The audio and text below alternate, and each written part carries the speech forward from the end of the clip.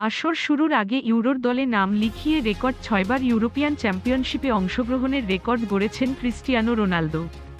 Record করে আসরকে বিদায় জানালেন মহাতারকা। পর্তুগিজ সংবাদমাধ্যমে খবর, এটাই তার শেষ ইউরো।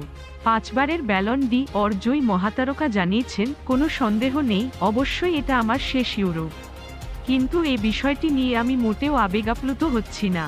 ফুটবলে যা কিছু আছে, আমি খেলার জন্য যে উৎসাহ, ভক্তদের মধ্যে যে উদ্দীপনা দেখি, এখানে আমার পরিবার আছে, মানুষের আবেগ আছে, এর অর্থ ফুটবলের জগৎ ছেড়ে চলে যাওয়া নয়।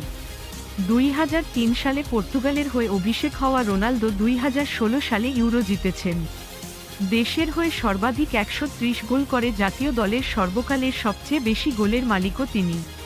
এখানে সবচেয়ে গুরুত্বপূর্ণ বিষয় হলো, আমার জন্য উৎসাহের এখনো কোনো অভাব নেই।